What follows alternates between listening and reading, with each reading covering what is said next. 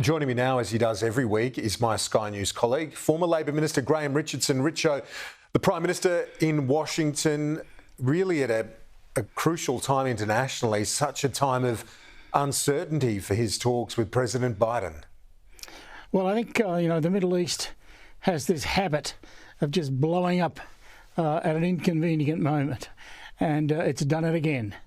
And this one's quite serious.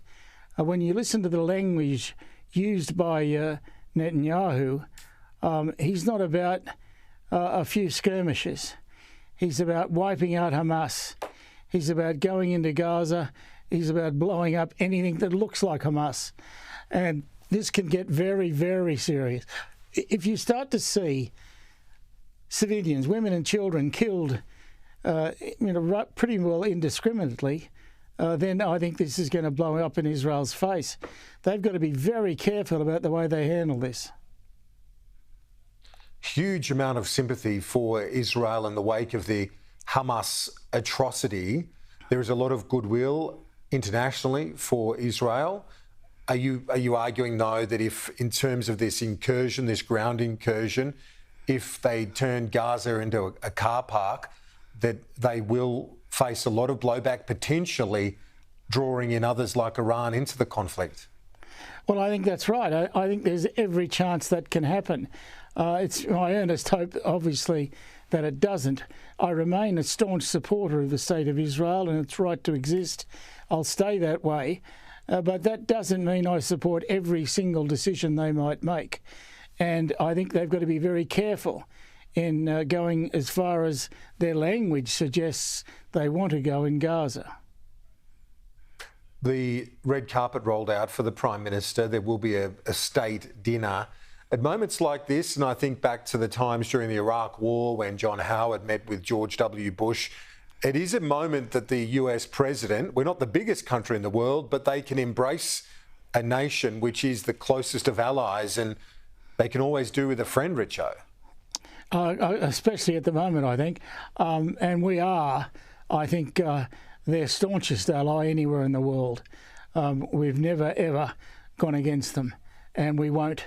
So I think Albo's entitled to get the kind of recognition that the leader of a nation whose actions speak for itself deserves.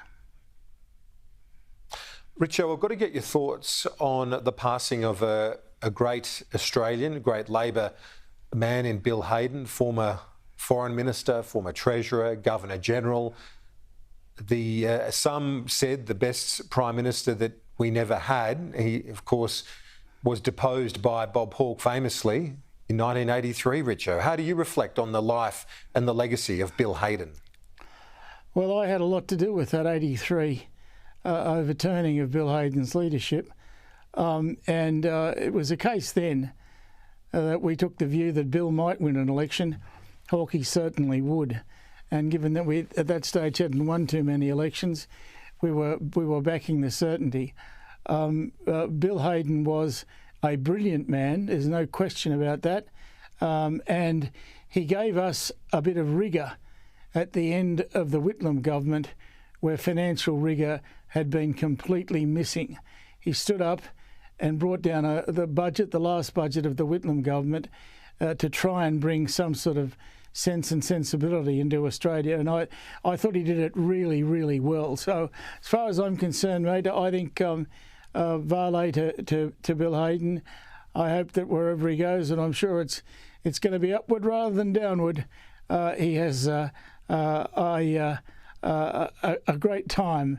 I hope he can make up his for lost time. I hope he can build a few more bathrooms. That seemed to be his great. He liked tiling bathrooms. He had a great penchant for that. So I hope he can stick a few pipes in up there. Richo, great to get your reflections on a significant figure in modern Australian politics. Thanks. Talk to you soon, Richo.